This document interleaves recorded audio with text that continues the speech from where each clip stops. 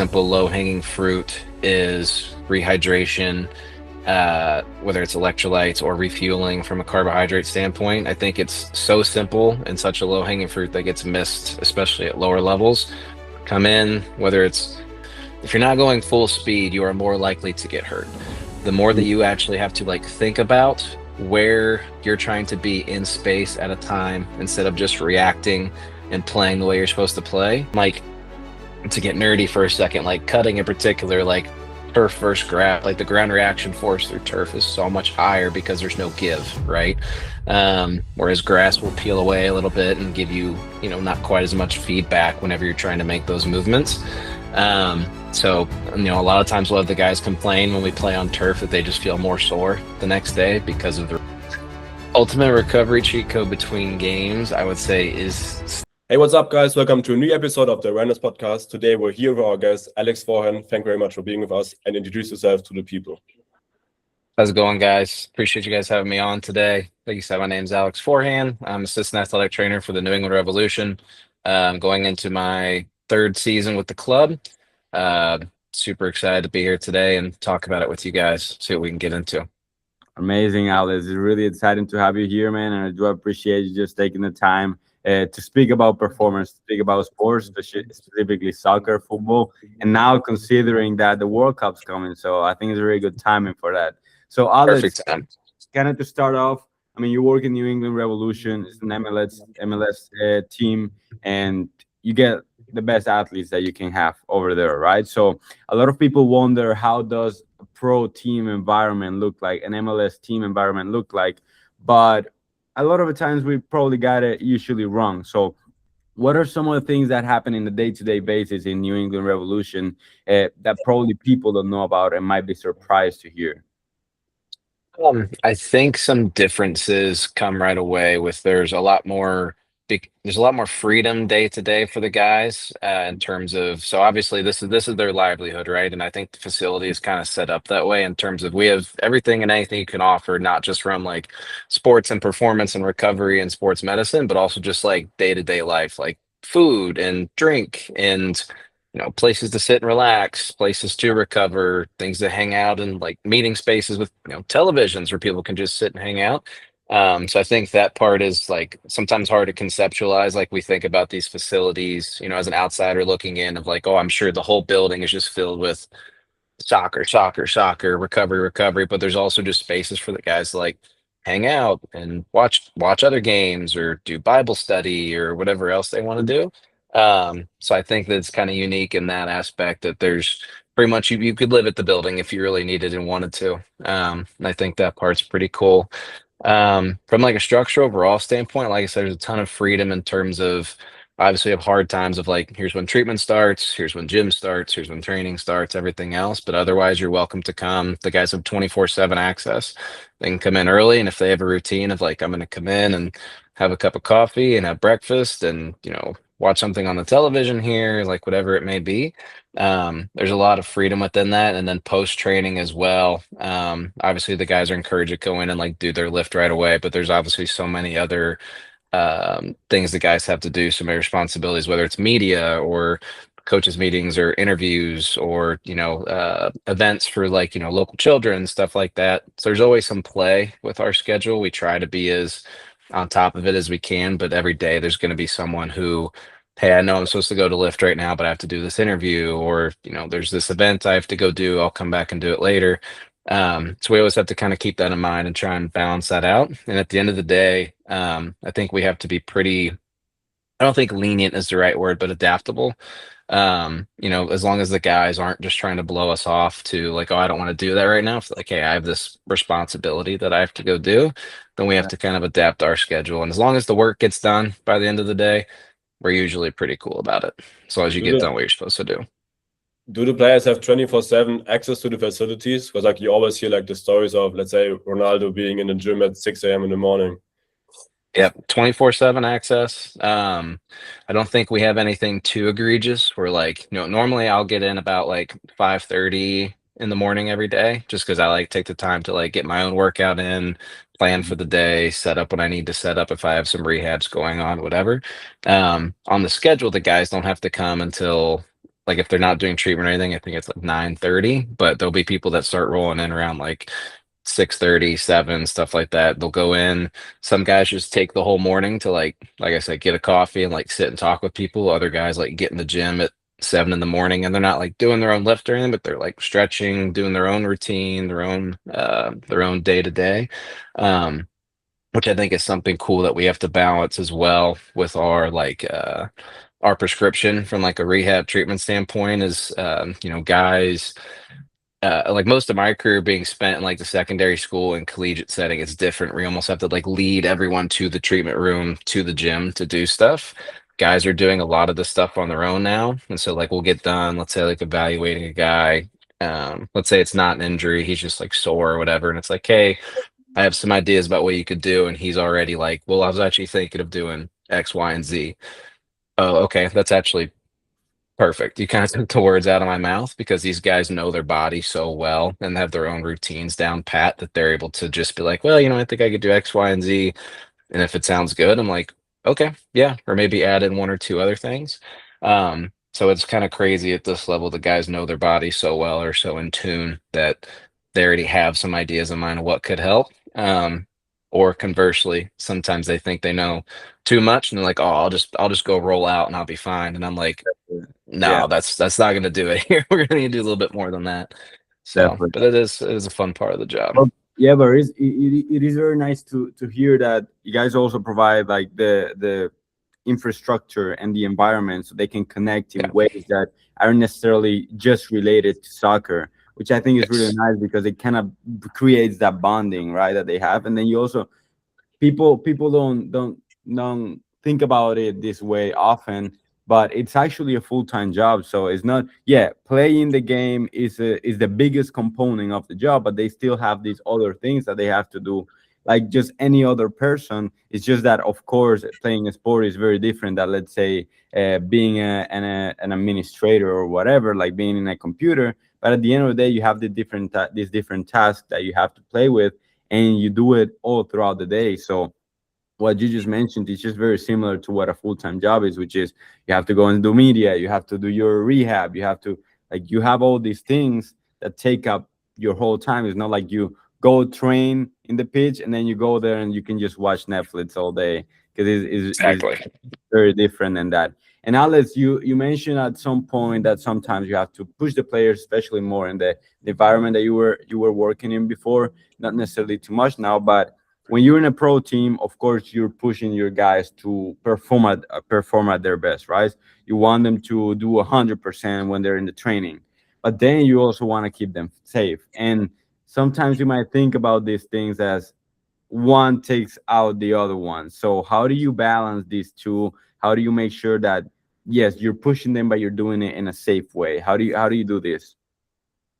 No, I think it's a great question, and I think that's the $1 million question, and the one that people want a silver bullet for, right? To kind of figure, what is the way, and I think it's just so dependent on what's going on with them. Is it soft tissue or jointy? Is it soreness? Is it fatigue? Like, is there actually an issue going on here? And then understanding like anatomy involved and whatever might be going on, and what the demands of that anatomy are for the session today, right? So and then it comes down to not only just anatomy dependent, but then position dependent, right? If a guy's got dealing with a hamstring and it's a winger, a guy who's going to be going on sprint after sprint after sprint, then like, hey, we may need to modify some of the reps today where you could get into open spaces and have to sprint. Like maybe we do less reps, maybe we pull you out of that portion of the training, talk with the coaches, talk with performance, see what makes the most sense. But then also finding the balance of that of we can try and protect you to an extent, but at the same time, depending on coaching philosophy, hey, if this guy can't do this drill today on, let's call it Wednesday, then I don't want to see him in the game Saturday. Because if he's not able to do everything fully with the team and show that he's fully prepared, Yeah, then I don't feel comfortable playing him Saturday. There are yeah, other coaches who are okay with it and will be like, hey, whatever we got to do to get him there to the weekend, I'm fine with. But there's so many things that go into it, not even just like with the guy and the injury or whatever they're dealing with, but also coaches, performance staff, what their philosophies are. So it's this ever changing, ever evolving kind of puzzle trying to figure it out. To put it simply, I think it just comes down to communication more than anything in terms of if we evaluate it and we're like, hey, I think you can work through this, but just making sure we have a way of having constant communication with that guy on the field of like, hey, how do you feel? Does it feel okay? Are you able to do this? But also trusting your own gut and intuition in your eyes. Cause I mean, the guys want to play, right? Nobody gets to this level without wanting to be out there and, literally die on the field if it comes to it. You know what I mean? So sometimes you'll have the guys come up to be like, I feel great. I look great. Do you see me run right there? And it's like, yeah, you limped halfway down the field and then the guy ran right by you and scored a goal. Yeah, I saw that. So sometimes we have a good group of guys I think are pretty good communicators and will admit like, hey, like I don't feel right. I don't think I can do this. But there are times that we do kind of have to step in and be like, hey man, like I know you want to be out here, but this just doesn't look right. And then just having the courage and the gumption to just make the decision and stick to it. Like don't second guess yourself.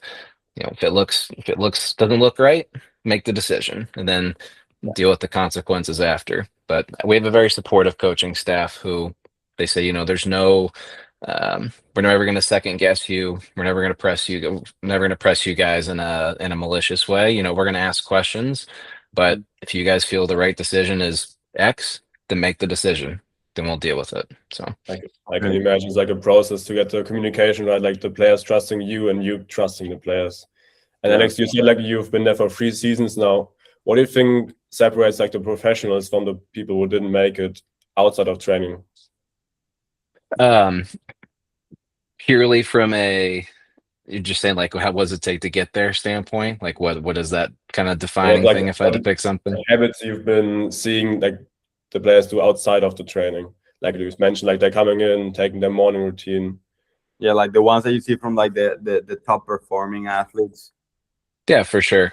I think the biggest thing is taking care of your body, but what goes into that is more so just the ability to be on time, do the right things when it's not always easy to do the right things.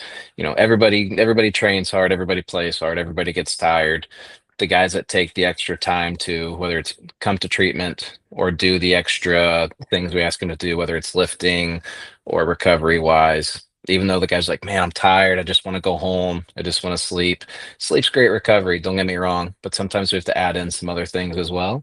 I think the guys who are able to come in every day with a positive mindset and attack the day, no matter what all has to be done, whether it's an easy day, it's match day -2 session, they can come in, they feel good, get in, get out, go home, or the guys that have been dealing with something for a few weeks, sore ankle or something like that, and we put them on a maintenance plan, they have to do it every day, they're working through it, and they're like, man, this is just such a grind, especially with like the World Cup break right now. Like we were, kind of piecing some guys together at the end and just having to get everybody to buy into, hey, just a couple more weeks, a few more days. I know you're not feeling great. We're almost there. Just keep working with us. Just keep buying in. The guys that are able to accept that and do those things are the ones that make it. I think it's tough because obviously the most important thing is the game and playing in the game and the training. And again, even like outside looking in, I think you talked about it was interesting about how people see it as like they're just playing a game for money, right? But it's a full-time job. There's so much that goes into it, not just from taking care of their body standpoint to be able to perform, but all the other responsibilities they have. And the people who are able to accept that they may have like long days because of all those responsibilities, keep a smile on their face while they do it and just go at it. Those are the guys that succeed versus the ones who maybe, throw their hands in the air and say, I don't want to do this. I don't want to deal with this today. Those are the guys that don't make it long term, in my opinion. Definitely. And I mean, it's such a great point because when you get to that level, I mean, everybody is a good player. Everybody, like if you're at that level, everybody is a great player. But when you're at that 90% of your capacity, is that 5%, 3% that actually makes the difference, and it's in those little details, right? And those are the ones that are so easy to ignore. And kind of like keeping it on that line, you mentioned it a little bit. We talk a lot about nutrition and sleep, about two things that really help you recover and perform in a very good level.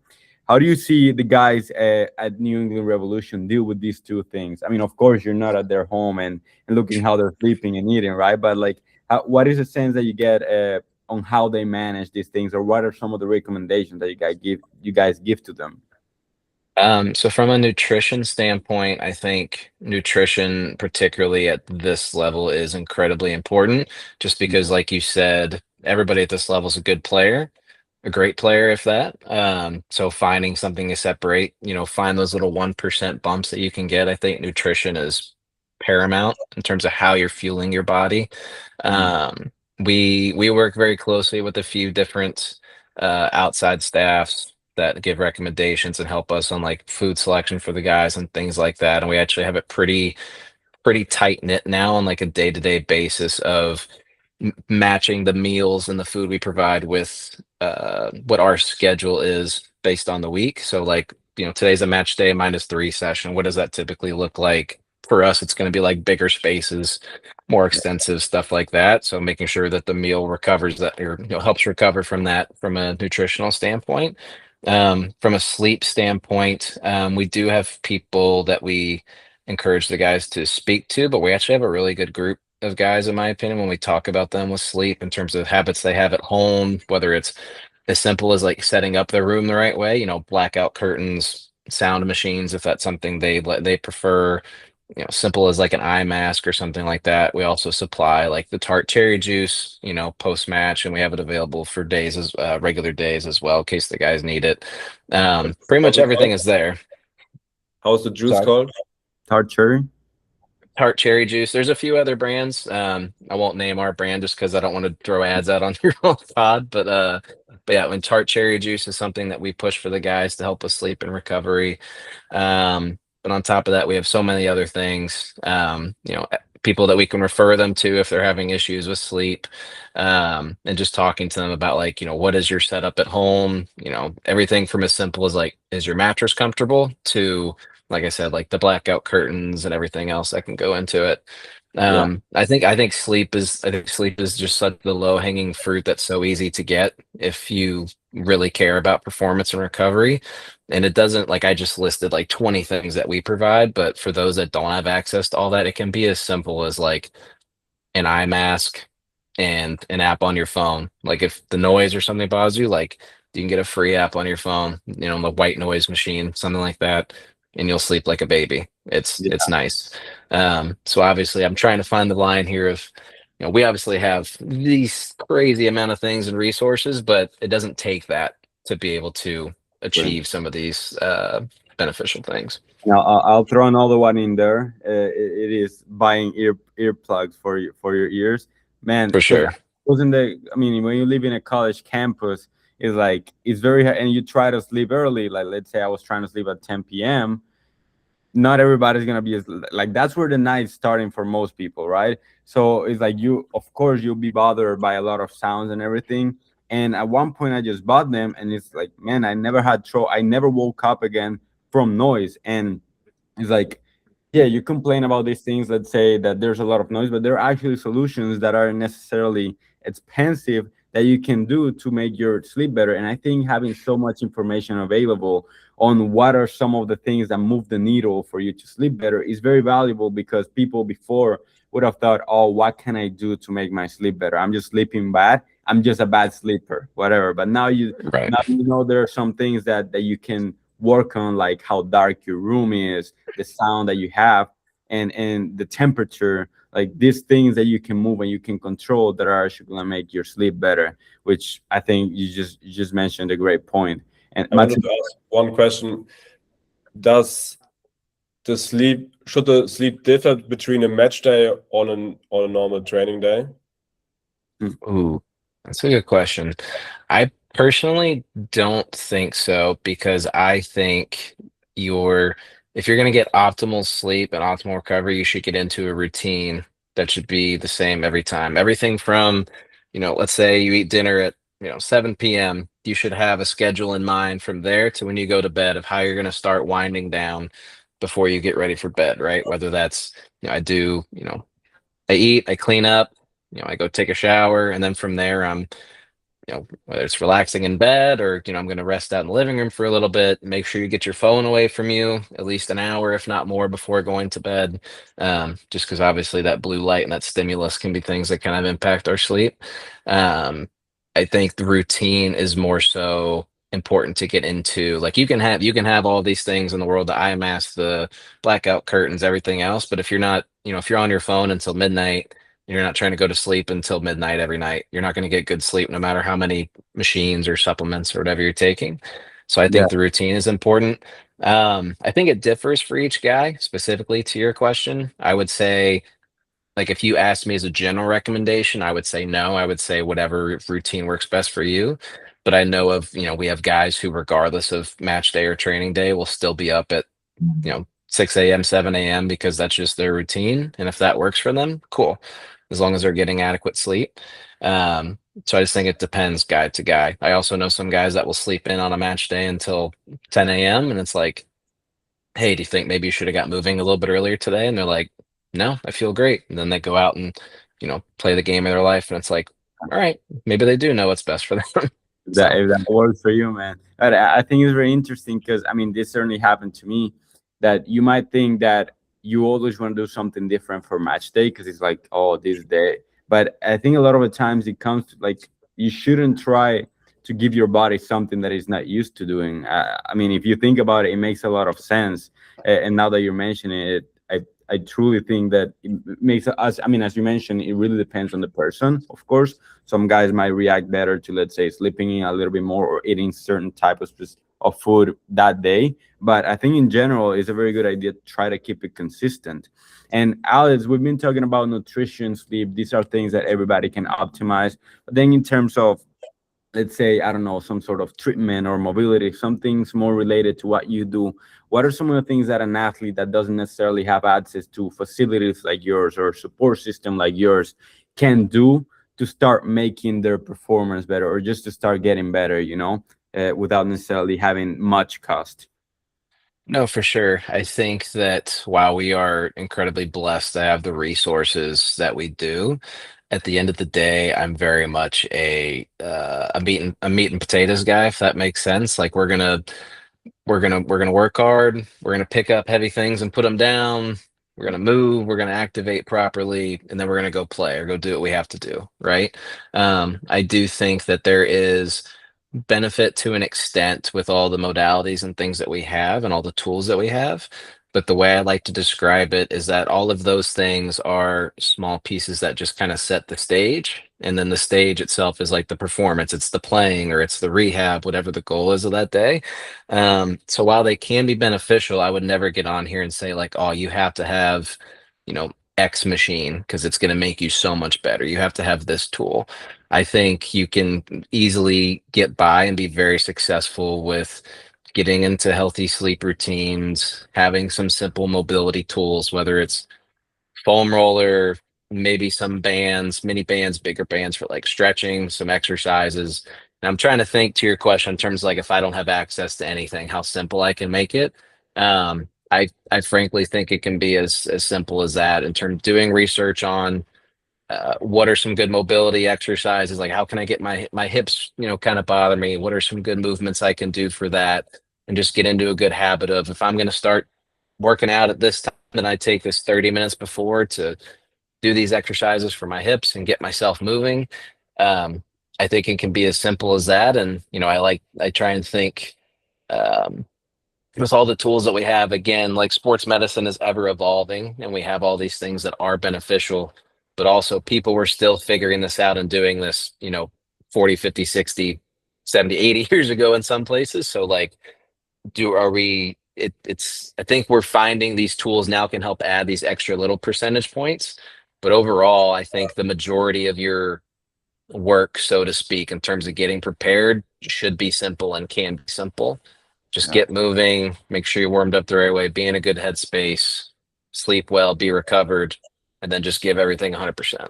Yeah, because that advanced part doesn't come into play until you have those fundamentals dialed in, right? It's like For sure. to lay in that base, and Well, I think that yeah, you go. Were you gonna say but yeah, something?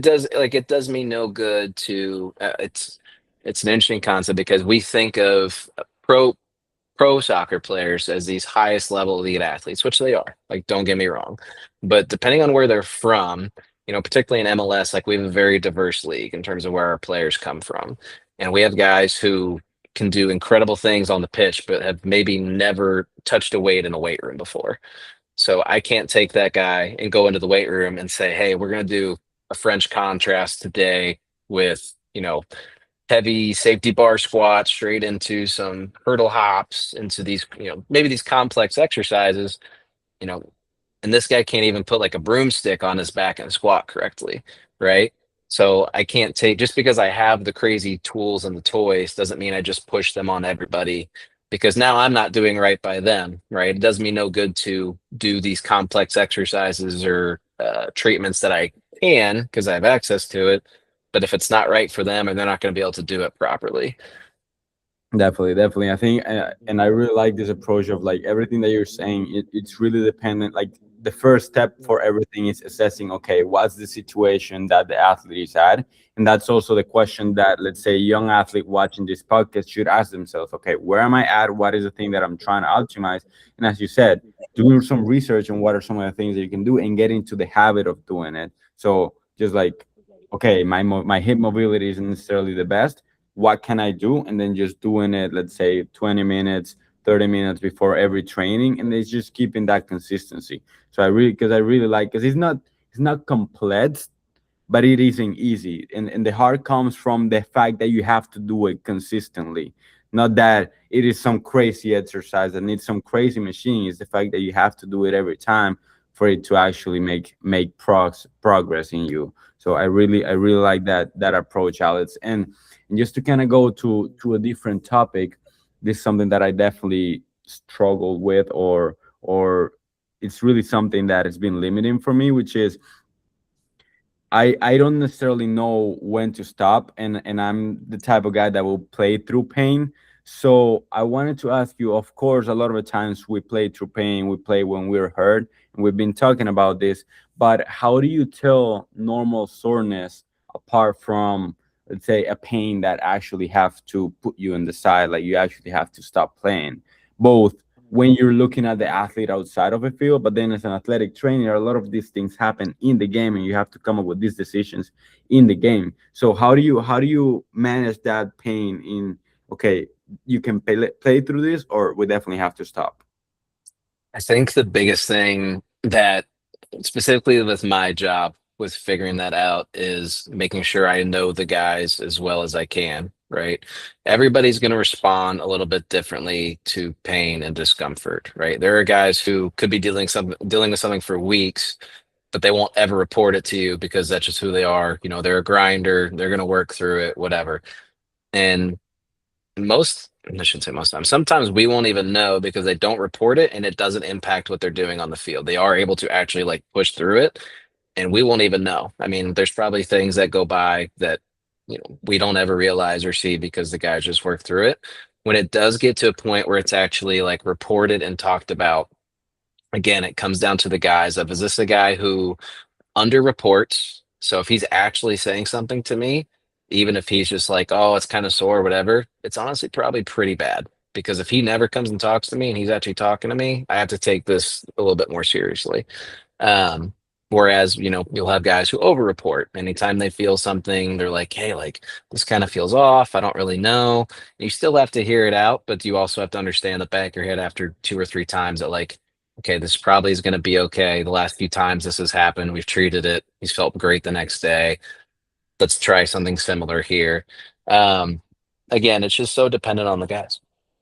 Pardon me, excuse me. It's dependent on the guys and your relationship with them and understanding them. Now, in a vacuum, just like with whatever's going on itself, take the guys out of it.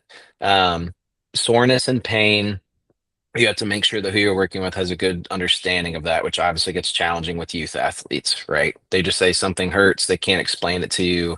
They kind of point generally all over their leg, and they're like, it just hurts. It doesn't feel right. It, Yeah. and you have to ask you have to ask specific questions, but you can't ask leading questions, because if you give them buzzwords that they'll latch onto, they're like, yep, that's it. Whether that's correct or not, they'll just like the word and be like, that's it, you got it. um So I think it's important to have an open dialogue and like take everything super seriously and break it down as simply as you can in terms of trying to differentiate soreness and pain. Like, does it feel like somebody's stabbing you? Does it just kind of feel like it's achy? Are you able to move? Obviously, let's say if a guy's again complaining about like hamstring soreness, like, well, you just made that run before going down here. Like, did you feel something during the run, or have you been feeling this for a while? What's the deal here? And just Yeah. really trying to dig into it and get as deep as you can. And obviously, doing all that, if it's an on-field evaluation in a match in a span of, 30, 45 seconds can be challenging. But really in our position, I think it just comes down to knowing the guys as well as you can and knowing what questions to ask them and how to navigate the conversation with each guy. Because if I take veteran who's been in the league a long time, and I go out there and I try and ask him simply like, well, where does it hurt? How bad is it? And maybe some of these more entry level questions I would use for like someone who's not as knowledgeable with their body. I might be wasting some time, and I might not get to my answer before they're like, "Hey, you're either in or out. You got to go." Yeah. Those guys I can come up to and be like, "Hey, are you good or not?" And they can usually give me a good answer. Other guys that are less understanding, we do have to take a bit more time, but also be cognizant of the fact that we're on the pitch in front of 30,000 people. How can we work through this as quickly as we can and get them to understand? Yeah, I think you mentioned a very good point that also actually something that I was going to ask you about afterwards. But because we might think, okay, when diagnosing, or not necessarily diagnosing, but we're coming up with how serious is the injury, can we play through it or not? Can I think of it? Okay, it's all the athletic trainer's job to judge that. But I think, as you mentioned, as athletes, we can do a better job of communicating that. So if you can run us down to like, how can we communicate what we're feeling better, like if there's any way of doing that, you know what I mean? Like, is there any way that a young athlete can start knowing how they feel better and communicating that to an athletic trainer? Yeah, no, for sure. I think my advice would be, and always has been when working with youth athletes, is you are the only one who feels what you're feeling right now. I just need you to describe it to me the best you can. Use whatever words make sense, whatever way you find describes it, however you're interpreting it in your brain right now. That's what I need you to say to me. Just because it can be intimidating, right? Like, kids want to play, youth athletes want to play, they want to be out there. Maybe they've never been hurt before, they have no idea what's going on. And obviously, it's tough too with youth athletes because typically they're a bit more resilient and can recover a bit more. And there's so many things in youth athletes that can lead to like pain and discomfort, right? Things that professionals don't deal with, like growing pains and things like that.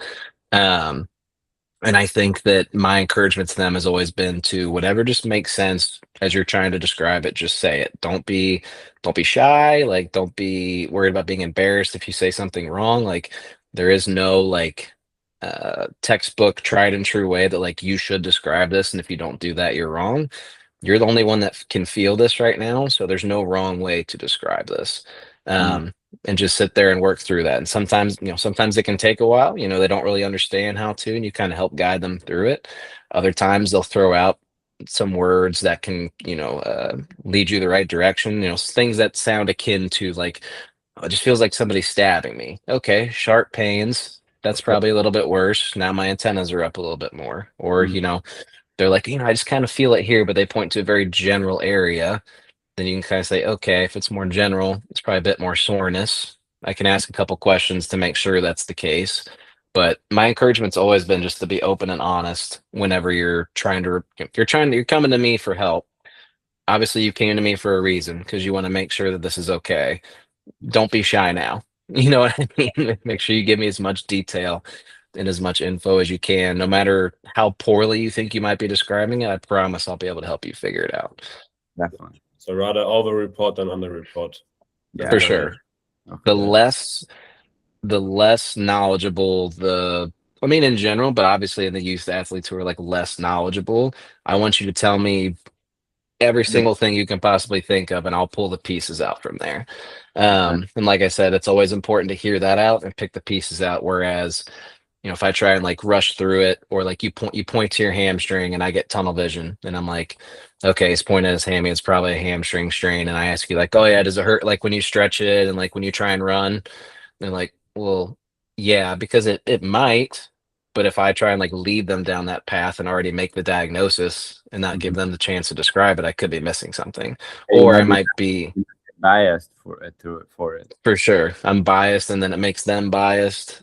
Mhm. Or sure, maybe I'm right. Maybe it is a hamstring strain, but I didn't ask them. I just say, okay, it's a hamstring strain. Let's go do this stuff. But I didn't give them the chance to say, I can't even sprint. I can't get above like 50% max speed. So then maybe I'm right that it's a hamstring, but I'm not taking into account that it could be actually a pretty severe strain versus something not as bad. Then I'm like, yeah, okay, we'll be back in a couple of weeks. Let's do stuff. We go back out 2 weeks later and he's like, I still can't run. Like, this is supposed to make me better. What do you mean? And then particularly in youth athletes, that's where that trust starts to like dissolve and fall apart. And it's so hard because they obviously don't want to come talk to you first in general because they want to play slash they're intimidated. They're like, I don't know this person who I'm going to go tell them how I'm hurting and stuff. And then I set them up with a plan that's supposed to make them better. They're probably going to blindly follow me because I'm the person that's supposed to know, and then it doesn't go well. They're like, well, I'm never going to go talk to this guy again. And then now Yeah, that person's never going to come see you and something worse could happen. So, definitely. And also, like football and soccer is a sport of seconds or even milliseconds. And how do we like? Can you explain like why hesitation is so much dangerous for athletes in coming back from a injury? yeah, I mean, I think hesitation, whether it's because they're still feeling something or it's psychological, is incredibly dangerous and something we need to try and work out during our rehab process or like during a match. Let's say like, yeah, they're like, I think I can play through this. We see them go into a couple tackles, kind of hesitant, don't want to really get in there. I think that that's dangerous for them, obviously, because if you're not going full speed, you are more likely to get hurt.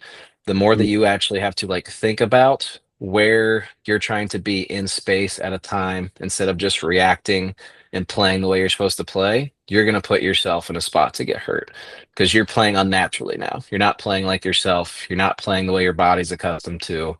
Something else is going to happen or you're going to make it worse. Conversely, if you aren't able to perform, then you're going to hurt the team as much as, they just say it plainly. If the guy's like dealing with a hammy again, and I think I can be good, and then, let's say he's a fullback and the next ball comes down his side, he can't track back and he can't chase down, gives up a goal. Uh-oh. And Yeah, that's going to be on us because it's like, hey, we should have been able to tease that out and, you know, figure that out and make a sub. Um, but I think for the guy specifically, like the athlete you're working with, I think that hesitance can lead to so many issues, whether it's in a match, like putting yourself in a bad spot to get hurt, or during our rehab process, you can do all the physical tasks we ask you to, right? That doesn't mean you're ready to go back to football. It doesn't mean you're ready to go back to soccer. I can have mhm, you, from a GPS standpoint, go hit all the metrics we want you to hit, do all the sprints, do all the cutting. But if we don't put you in complex, realistic drills where you have to react, get into some tough situations without thinking, yeah, you're not going to be prepared. Or if we do those and you are hesitant to do it, there's no way we can be like, okay, yeah, you hit all the physical things, you're good to go. If you don't look right, yeah. there's no way we can put you back out there. Yeah, and that how that like that recovery has to look a lot progressively, like what they're going to experience in the game. Because as you mentioned, if they don't feel natural in that environment, one, they're more likely to get injured again. They're not going to perform as well, and then secondly, they're also going to hurt the team because they're not performing as well. So I think Thousand that percent. yeah, I think that part is very important.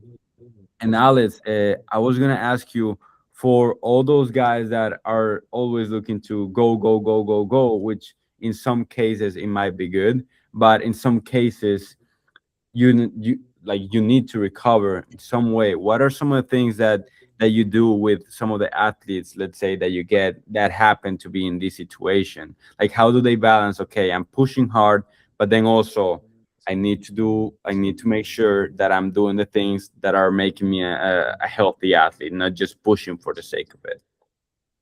No, for sure. I think I mean, it's a issue across all of sport, right? Is that if you aren't doing something, then you're getting worse, right? People see, videos on social media, these guys doing crazy workout routines and, like you joked about with Ronaldo, at the beginning of this, like, he's in the gym at 5 a.m. every day. If I'm not doing that, then I'm not going to be as good as Ronaldo.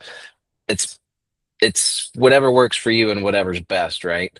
Now, obviously, there are guys who will have to your point, like have to say, "Whoa, like take a step back here. You've done enough." I think it's important to have very honest and open conversations with them and have good understanding of where you're coming from and be able to explain your point. Just because I think athletes get a really bad misnomer of they just play sports, they aren't intelligent. They don't know what goes into this, what's happening in their body. They should just listen to what people tell them to do. And I don't think that's fair because they're the ones at the end of the day that are out there, to quote, Tom Brady's big thing, like the man in the arena, right? They're the one out there doing what's being asked of them on the pitch. They should have a lot of say in what goes into their body, which is why my role, you have to be intelligent and know what you're saying when you approach these guys and say, hey, like, I think you're doing a bit much here. I think we need to take a step back because you're definitely going to have the guys who, excuse me, who want to do more and more and more like, oh, I have to do my flexibility. I have to do my core routine. I have to do all this stuff. And it's like, if that's your normal, like that's okay. But there are times where, especially like when we have match congestion and things like that, where guys may have a routine, they do their own. Some of the guys will do like their own lift throughout the week. Like we'll have 2 to 3 team lifts a week. And then let's say like a match day -1 or 2, they're like, I'm just gonna get a little extra like upper body in. Like most of the time that's okay. But sometimes the guys don't think about any sort of like load on the body is still like stressor to the body, right? Like, well, I'm not working out my legs, it's fine. I'm just doing my upper body. It's like, no, but you're still like kind of burning your body up a little bit. Yeah, Go home, recover, you know, eat a big meal, get some sleep. I think it's important to have those conversations with the guys about making sure that we're not doing too much, especially when we have that congestion. Or, hmm let's say it's a guy who's been a sub for most of the season, hmm guy in front of him gets hurt. Now he's playing 90s constantly. We have to be really mindful of those guys because they're going from maybe, 10, 15, maybe 30 minutes max a match a week to 90, 90, 90, 90. They may have their own routine where they do a bunch of stuff post training or post game to like recover and stay fit. And it's like, hey, you probably need to like dial back a little bit because you're getting so much more stimulus in the match than your body's used to that you probably don't need to keep doing all this extra stuff. You can probably just go home and sleep. Definitely. Um, but I do think the other side is important too for knowing when to push guys in terms of you'll have some guys who like are like I mean it happens everywhere, but like naturally gifted, rise up through the ranks very quickly. They aren't as compliant when it comes to like recovery lifting, things like that. And they make it to the highest level because they're just a monster on the pitch and it is what it is. Having to have conversations with those guys and be like, hey, like I know you maybe haven't had to do this a ton before, but you're at the highest level now. And if you're gonna survive and like make this work, you have to do these things. I know you're tired. I know you just want to go home, but I need you to buy in. I need you to do some of these things. Yeah, definitely. And I like that point on like with the guys that they have to know what their situation is at the moment, and they shouldn't just treat every part of the season as just this is my routine, because it changes. The demand that you have changes, not only the amount of games but how much you're playing in each game. So you have to be cognizant of all of these things and then adjust your routine based on that. As you're saying, like a guy that normally plays 15 and all of a sudden is playing 90 shouldn't train the same in those two situations. They have to know that their stress that they're putting is more.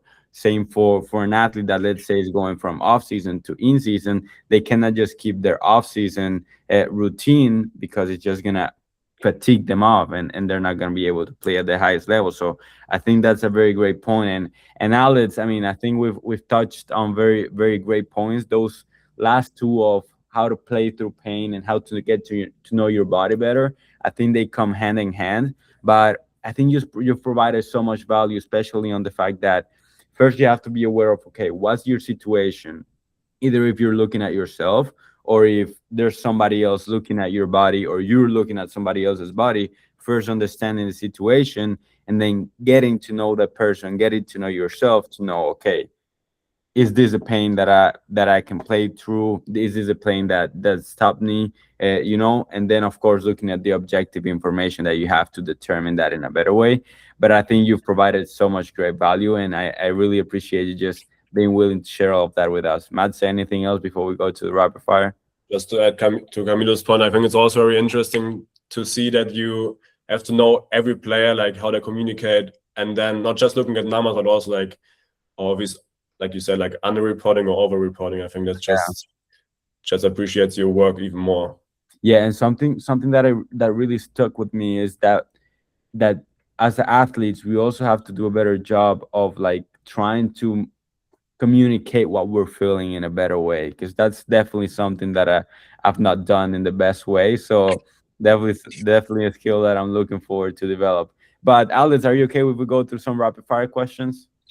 Yeah, for sure. Just one thing I would add on to what you just said in terms of, yes, like there is some onus on the athlete to like be able to report and be willing to report, but it's also my job, especially again, like spending a lot of time like the youth environment, secondary school, like I have to create an environment that you feel welcomed into coming to and talking to me about, right?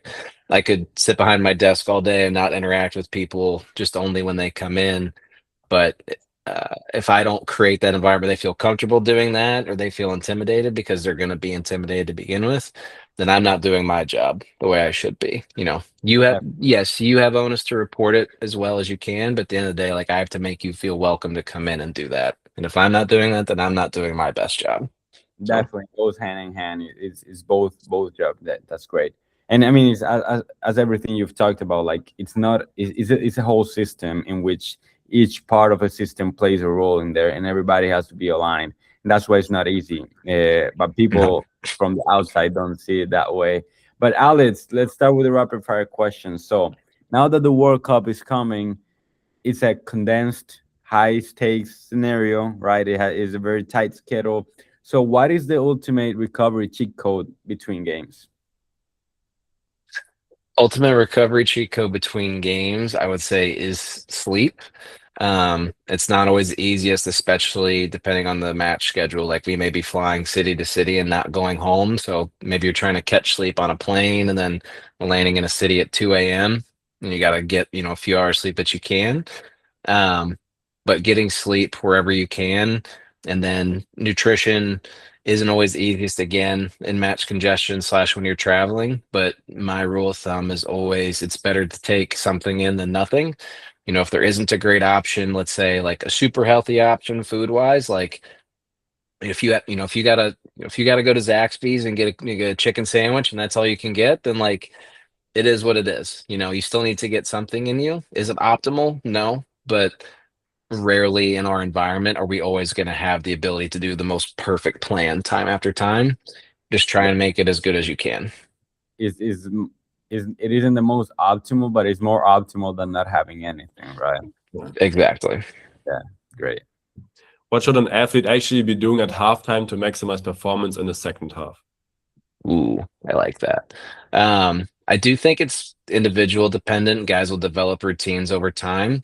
I think simple low-hanging fruit is rehydration, whether it's electrolytes or refueling from a carbohydrate standpoint. I think it's so simple and such a low-hanging fruit that gets missed, especially at lower levels. Come in, whether it's Gatorade, Powerade, or LMNT, or whatever you want to use.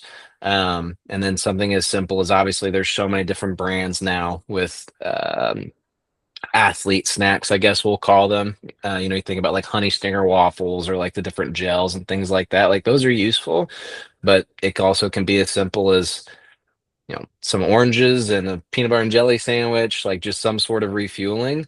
Come in those 10-15 minutes, get something to drink, replenish yourself a little bit, have a snack, listen to coach, lock in, and then mentally prepare yourself to go play the second half. Great, Alex. And you mentioned at the beginning that some of the guys got called up to the team, to the national team. So I wanted to ask you, is there any specific like checklist or any numbers that they asked for you guys in order, like, before bringing the guy in here into the into camp?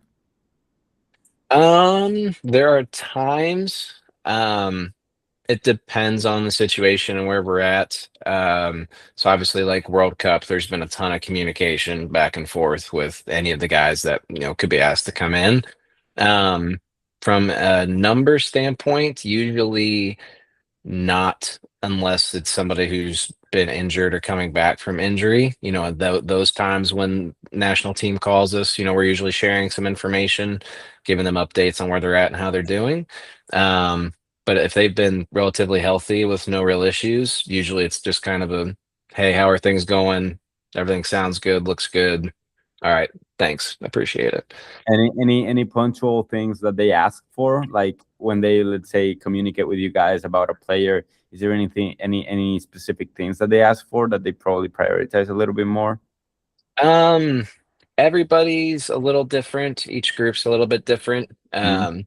I don't know if I can get too far into that just because I don't want to peel the Yeah. curtain back on some people a little bit. But I will say that everybody's a little bit different, which I think is the beauty of kind of this field in general, is that there's so many different ways to go about it and so many things to monitor. And I really value this. Well, I don't really value this. And I just think there's so many different ways to do it. And that's what makes it so fun. So Great. And ripping up the Gillette Stadium turf to put temporary natural grass down for the World Cup. Do you think it shows that the athletes should be playing on natural grass either way, or like every time?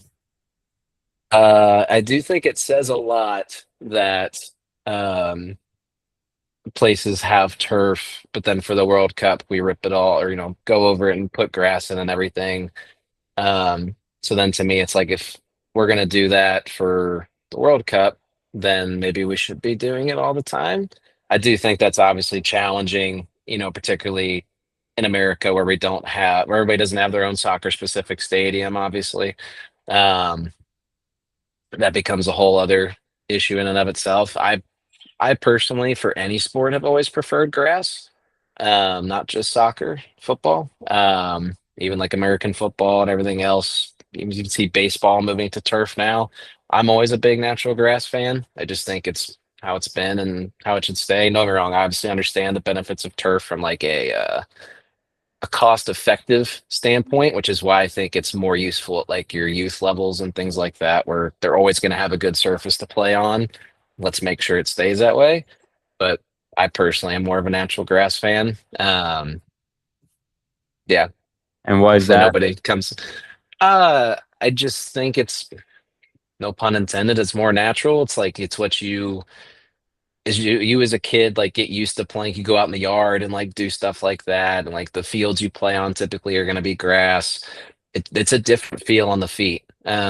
Even as somebody who like was an athlete but never competed anywhere near this level, like it's just different grass to turf depending on the sport, right? The ball bounces differently, the speed of the ball is different, cutting is different.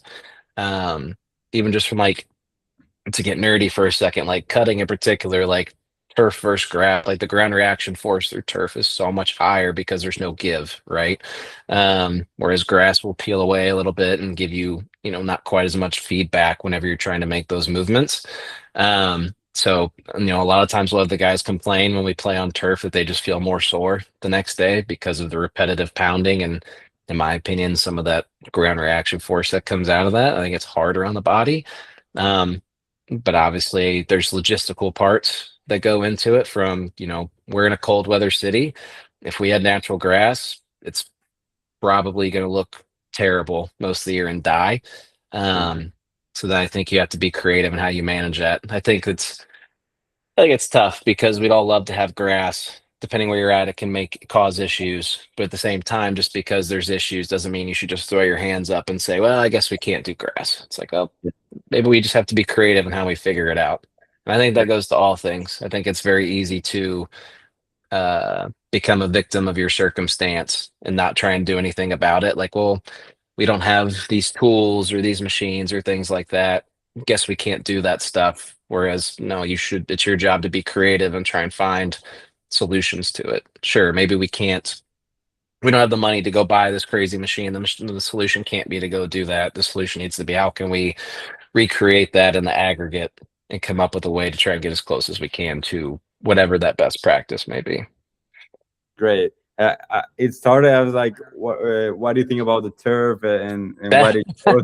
But I think it landed in a very great point that I think is also something very good for people to know of, like, okay, you get a situation and your job, like, even though you might not necessarily have the resources to deal with it at the moment, you have to be resourceful to seeing what way you can work around it, you know. So and Sure. then if it's a worth investment, but at least giving it a try. And I think it's a great point.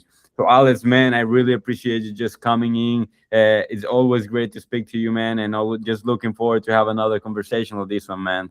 Appreciate it, man. Yeah, anytime. This was awesome. Would love to chat with you guys again whenever you guys want, and we'll figure it out. So good to meet you, Matt. Good to see you again, Camilo. It was awesome, man. Really appreciate you guys.